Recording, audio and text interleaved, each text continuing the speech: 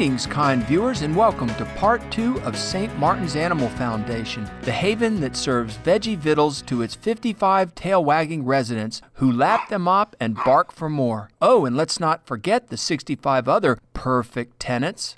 For the past 13 years, founder Sky Valencia has rescued hundreds of animals who have been left stranded on the streets, harmed by their human companions, or awaiting their undeserved execution in high-kill shelters.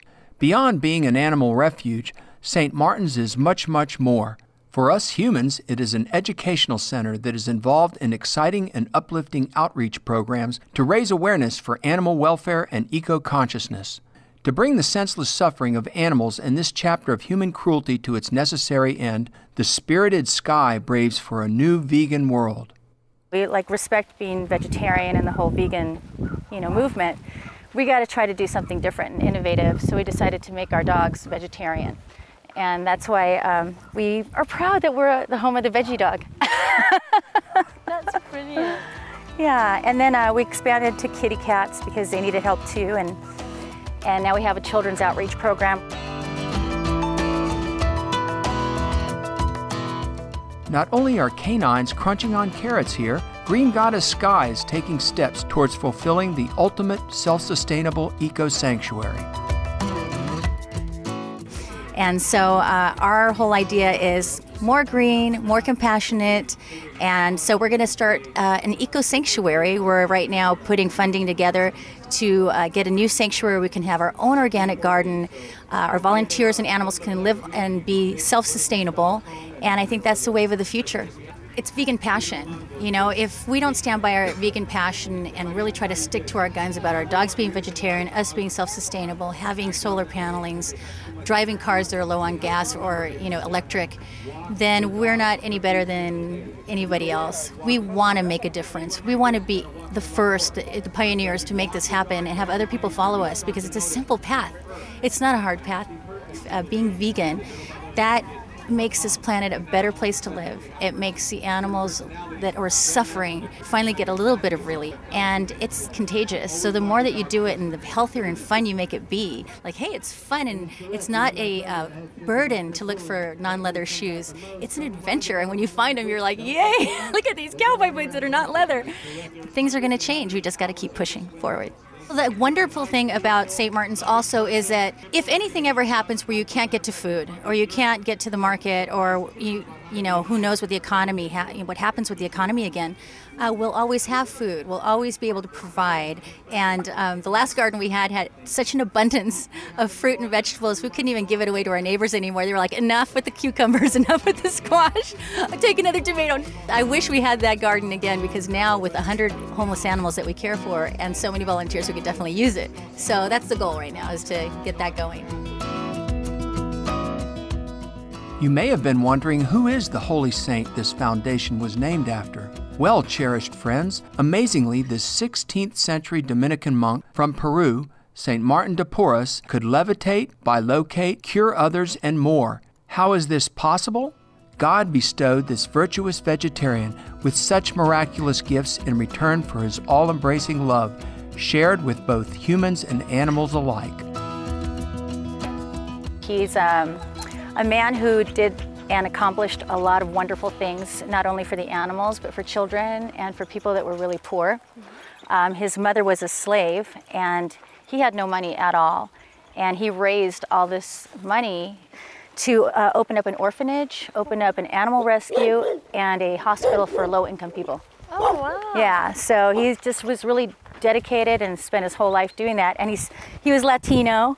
And that helped us because we were doing a lot of outreach in the Latin community to do help spay and neutering, to stop dog fighting, that kind of stuff. And what happened was we ended up opening a lot of doors that would have been closed for us, finding out where the dog fighting was going on, where the overbreeding and the abuse was taking place. So it worked out really good. Sky is taking a peaceful and powerful stand to eliminate dogfighting from neighborhoods. Pit bulls in particular have a bad reputation and are looked upon as being mean, but in truth they are only misunderstood. These loyal companions would die for their owners and live to protect the ones they love. Frequently kept chained or pinned, they are taunted and trained to fight to the very end. Though often kept beaten and starved, they serve their human companions with unconditional love. Here, however, under Sky's compassionate care, this breed's sweet, innate nature is given a chance to shine forth. And you can see we have a lot of pit mixes and a lot of pits. They're, I guess 80% of the animals at the shelter are pretty much pit bulls. So if we could cut down on the breeding of the pit bulls, we could probably be a no-kill city. Pit bulls have such a bad reputation, and a lot of the youth is fighting dogs and thinking it's cool to breed pit bulls for money. I was very persistent about getting a task force team for LA to bust dogfighting. And dogfighting is so brutal and such an ugly, ugly part of humanity that I don't understand how anybody could be involved in that. And the thing is that it's going on all the time, even though we have strict laws, and puppies being born specifically to raise as fighting dogs. Most of our posters, if you see it, we have these models and they're dressed up looking tough, but it says, "Real men don't fight dogs."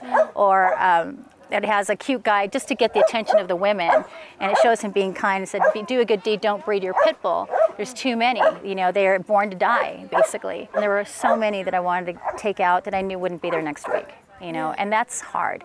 That's hard because when I make the eye connection, that's it. I see their soul and I want them, and I don't want them to experience that ugly ending that they don't deserve after already being abused and ending up at the animal shelter. Yeah. So it's really heartbreaking, and no matter how low in funding we are, I get on the computer and we start networking these dogs. Now let's hear about the kind, blind veteran, Mr. Magoo. For many, many years, this gentle soul was used as bait in dogfights because he wouldn't fight back. But now, as a golden ager, he has been blessed with the tender, loving veggie care he so much deserves in the Senior Citizen Department of St. Martin's Animal Foundation. Some of the dogs that we rescue really touch our hearts, and one of the dogs is Mr. Magoo. He's an old grandpa pit bull who is probably one of the sweetest, kindest blind pit bulls you've ever seen. And he was used as a bait dog. So what they did is, because he didn't want to fight, but he was a pit bull, they threw him in a ring to teach others how to fight. And he's got about 1,000 scars from his head to his toe. And he actually, I think, lost his sight due to all the abuse. But he is the most loving, funny, vegetarian, carrot-eating dog you've ever met. And that's one of the reasons I'm so happy we started this organization, because we give these animals a chance, like Mr. Magoo, and a lot of animals that are challenged. We have tripods, we have blind dogs, we have senior dogs, and cats. And we just want to give them the best life possible. So once we get this sanctuary that we know we're going to get soon, we're going to make it exactly the haven that they deserve. Lovely viewers, we're sure you have heard the adage, cleanliness is next to godliness. Well, caring for over 100 animals involves a fair bit of scrubbing, much more than Cinderella ever had to do, we would imagine. Think about washing every canine and kitty, as well as their rooms and dishes. Well, this special sanctuary keeps its grounds sacred and sanitary by treating them with eco-friendly products. Not only because it's easier on our hands and, for what we're breathing, but the animals sometimes lick stuff off the floor. And especially the puppies, we don't want them walking on chemicals, and licking their paws. And it's not good for the environment. And we have to use so many cleaning products because of the amount of animals that are making a mess, that it can take its toll on the environment. It can take its toll on us, breathing it, and for the animals. So we never have to worry about if something spills over that it could be toxic, because we know it's not. It takes a lot of cleaning. I mean, you don't realize that about 70% is cleaning. You're cleaning the cats, you're cleaning the hair, you're moving stuff, picking up donations, picking up blankets, picking up food. And Sweetie Pie Charlie is having a scrub-a-dub-dub right now. This poor chap, through no fault of his own, is not quite comfortable in his own skin. Born with a cutaneous condition, he spent his puppy years without cuddles and kisses.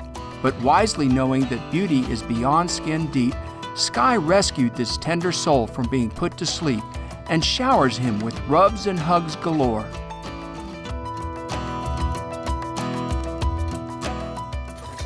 This one has a skin condition, and you can see he's completely peeling, but it's gotten much better. He was completely pink when we first got him. He's got Demodextra, which is a mite, and it's actually not really contagious, but it's just really hard to cure. So he's going through medication right now. And there's a lot of dogs that end up at the shelters with Demodextra, and they get euthanized because nobody wants to touch them. Poor guy. Wow. But anyway, and Charlie actually has. Look at. Oh God. Look at you. She's laying in the. That's so funny. Yeah. It's nice. Somebody needs a bath again. Does he like a bath? He loves a massage because he doesn't get, people don't really pet him as much as they should because they don't like his skin. When I give him a shampoo, and I really get in there, special shampoos, $60 shampoos. Yeah. Oh yeah, he just wants to be touched, Just think most of his life as a puppy, he never got any love. Oh yeah, does that feel good? It's sheer heaven at Sky's Spa.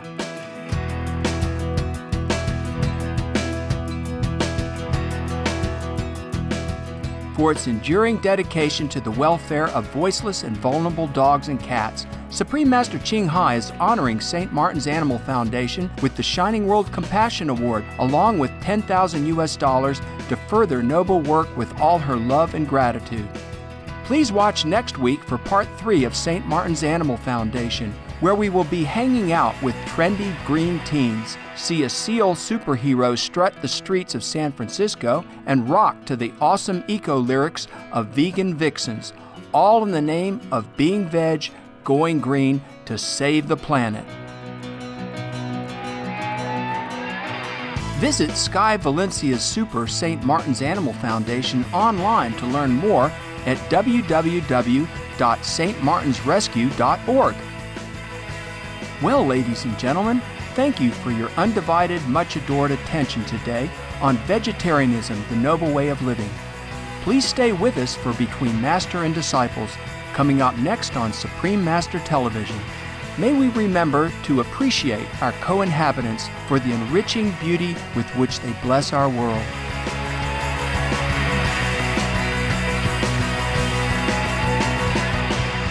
For more details, please visit www.suprememastertv.com/VEG.